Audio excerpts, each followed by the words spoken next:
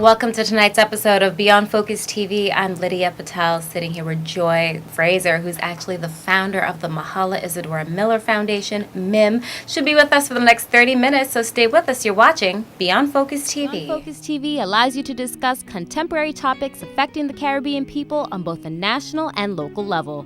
The show features informed guests who offer insight, debate, and evaluate various issues. Beyond Focus TV builds on the station's mission to provide useful information to the Caribbean people in New York and abroad. Beyond Focus TV, where our viewing audience can get educated, informed, and empowered.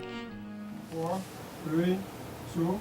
Welcome back. You're watching Beyond Focus TV. I'm Lydia Patel, sitting here with Joy Frazier. Joy, welcome to the program. Thank you. Well, it's lovely to have you here. You've been doing such great work. You're actually the founder of the Mahala Isadora Miller Foundation, also known as MIM. It's been going on for quite some time. You've had the organization, but tonight definitely want to introduce it to our viewers at home who may not be, totally aware of what's going on with the foundation and all the great work you've been doing. So let's bring them up to speed. But before I do that, let's talk about you, Joy Frazier. What have you been up to, and what really led you to want to start a foundation? Hi. Thank you once again. Thank you for having me here. Like I said, I'm the founder of MIM Foundation, short for Mahala Isadora Miller Foundation, named after my mother. The reason why I set up MIM or created MIM was in the honor of my mother, who has since gone on to rest.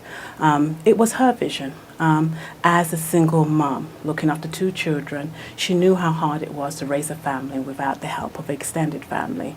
So when she retired from nursing, she started to help other single mothers to take care of their children, look after them, feed them, and even sometimes let them stay overnight. And as a child growing up, seeing the effect on these families and how it made a difference made me want to think, you know what, I want to give back to my community. So hence the MIM Foundation was formed. That's great. And what year did you actually decide to make this officially come into play? Officially a year ago. So it's a year old. It's a new foundation. I actually gave birth, as you say, in August of 2015. So it's a year old. And it has its ups and downs. It is so exciting. Many things on the way, meeting many different people. And what would you say, Joy, is the mission of the MIM Foundation?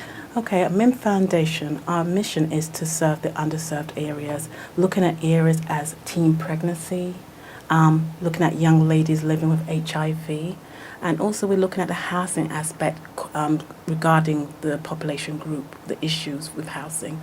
So that's what we geared up to do. And the reason why I chose the HIV population is basically it's still rampant in our community, especially in Brooklyn. From the latest figures of 2014, the rise, women of color is on the rise with HIV. So that makes me feel that, I want to go out and bat for this population because, it's still a stigma out there. So I still want to give back to that. That's really, really interesting. And it's a great point that you brought up that really people think in certain other communities, the AIDS numbers have decreased, which is great. But Brooklyn still has a very high rate. Bed-Stuy, East Flatbush, they have very, very high rates. You could even pinpoint almost which areas of Brooklyn they're coming from, which still are more of the disadvantaged areas. That is true. And these are people, this is things that's been reported. What about the unreported? So the figures are huge. It doesn't compare what they're reporting at. It does not compare what the figures really are. Basically. Exactly. And even though the foundation was officially birthed a year ago in 2015, the concept was something that I'm sure you've had before that, of course. Was it before your mother passed away that you wanted to kind of form something, or really this was after and you figured, you know what, this is something I'd like to do? My mum passed away about 4 years ago. This was in England. But since coming to America, this is something, like I said, I wanted to give back to the community. But the reason why I chose this population, like I said, they're underserved. No one really goes batting for them, especially the teens that, pregnant teens that could be living with HIV. I feel that they're forgotten. So I really, really would like to go and advocate for them. Because there's not a lot of statistics of what's happened with young teens pregnancy with HIV. And what's good is you've actually lived in England, Yes. lived in America, so you have a good comparison of two westernized countries that are very, they have a lot of ethnic people and Caribbean people who settle in England, they settle in America. How is it over there in comparison to here? Are the figures still stagnant? Is it very similar issues that are going on as well? It's slightly different. It really is different because I think there is AIDS but I think it was birthed out of the crack era. So back then you really didn't get the crack era in UK. It was there, but not as prevalent as it was in the US. Yes. So that was the difference. You had people who had HIV, but it wasn't so much blown up like in UK as is the US. But they still face the same issues as well. You find that these issues will always exist in the underserved areas. And that's interesting that no matter where you are, underserved communities are still underserved. Yes. That is so true because they're not getting the right health care and, people just push them to the wayside. They don't, the feeling and the caring is not there. Have you ever had any close encounters with people who have HIV or lost anyone who you could say is really close to you? Yeah, we family members. I've had family members die of HIV, close friends of family members have died, of people that are living with HIV. So it's very dear, and I hear stories from people that are going through this that have HIV, and they're surviving, but it's still hard. It's still hard. Like you said, the stigma is still out there, and then some people have overcome that. They can actually go out and talk about that they have HIV, and that's great because they are mentor for other people that are going through the same things that can't speak about it. So, yeah. Exactly. What would you like to see change in terms of the stigma, and how do you think through somebody like yourself who has a foundation could be a tool for that? Right now, how I see it is like the programs that we're starting to run, like the Speakers Bureau. And the Speakers Bureau is all about using or having the help of educated, mature women who have HIV to come and speak to other young ladies, whether they have HIV or not, as a prevention, to help them to see what the pitfalls are, what that person went through. And it's all about prevention, basically. And that's very important. I think that's something that we always try to do is preventative medicine. And, despite what a lot of people have negative things to say about Obamacare, that did open up, it offered a platform for a lot of people who didn't have insurance before. They now have some means, even to get basic Medicaid, to get screened, get testing, free screenings. These are all things that are very, very important. Whether you're a younger person or older person, because you read and you see there's so many older ladies who are getting HIV later in life. Yes, that is so true. And who were married in long-term relationships, but obviously somebody stepped out along the way. And that's something else that you have to educate. We focus so much on just younger people.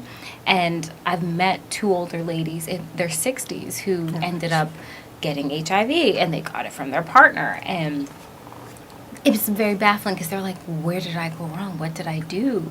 And sometimes you have to maybe educate the older community as well. Yes. On that, which I think would definitely be something we should do. So we're going to take a quick break. We'll be right back. When I come back the next time, we're going to go into a couple other things that you have about the foundation and some of the challenges and all the good stuff that you have going on. We'll take a quick break. We'll be right back. You're watching Beyond Focus TV. Stay with us.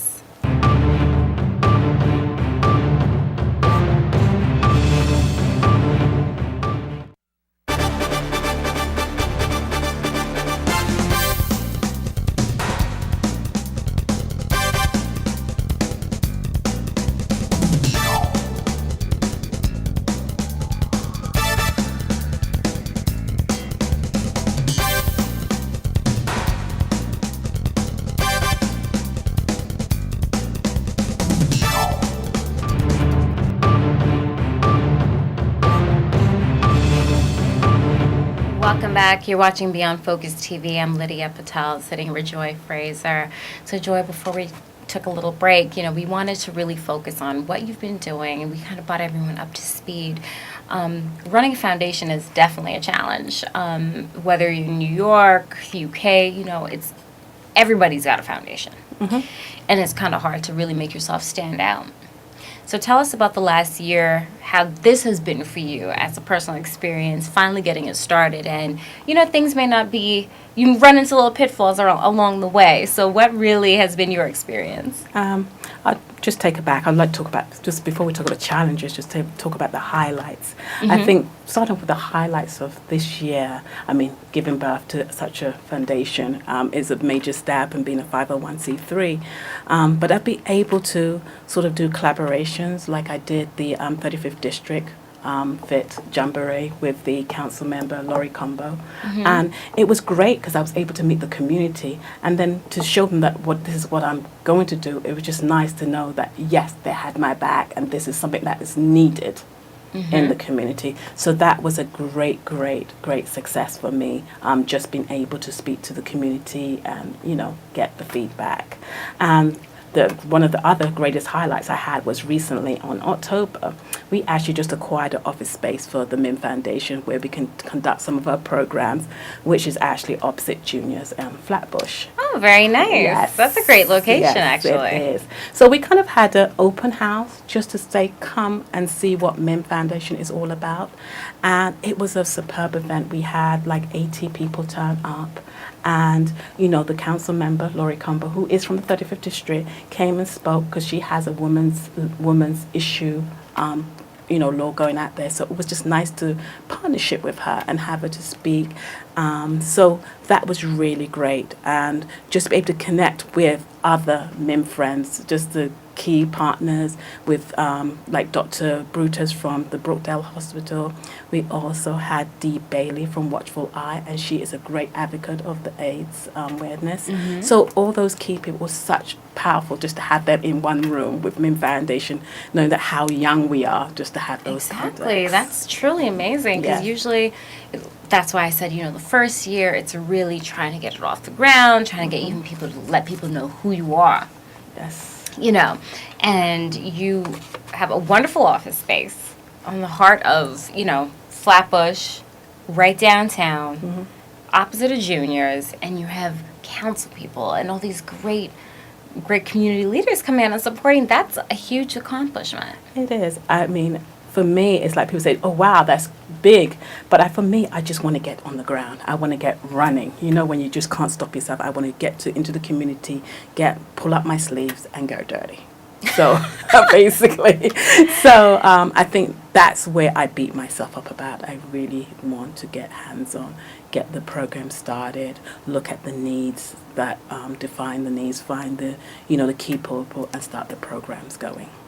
Now, you had mentioned some, friends of MIM. So anybody that you definitely want to, highlight as a partner or a key friend aside from Dr. Brutus? Yeah, I really, like I said, going to the challenges. Yes, we actually picked up some really good friends of MIMS. But like I said, going to the challenges, that's what we need to bring more awareness, more friends of MIMS, which could include mentors, could include city officials' help.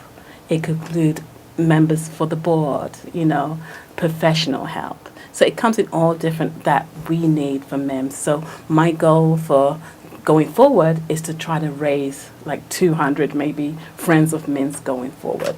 Yeah. And great, and then eventually, you'll be able to do all these different things. Once you have a Friends of MIM association going on, they all network together, and this is just going to explode. There'll be that snowball effect. Yes. Definitely. So that's something very, very, very positive that I know you. And you had a little gala because you bought me a gift bag. Yes, you I did. Peeked inside. And I saw, everything says MIM and it's labeled. And that's just something really positive. So that was a little token for the people who came out. Great. Yes, we had Bonello Production that did the catering on that night. Awesome food, awesome company, and then we had the gift bags. We had Saida Brown She's a president of the Council of the United States of Women, United Nations basically. And she came and she also spoke a night and she gave some little giveaways, like little beauty things. So that was awesome. So it was a great night. And for me, it was just a contact and seeing people that, connecting with each other.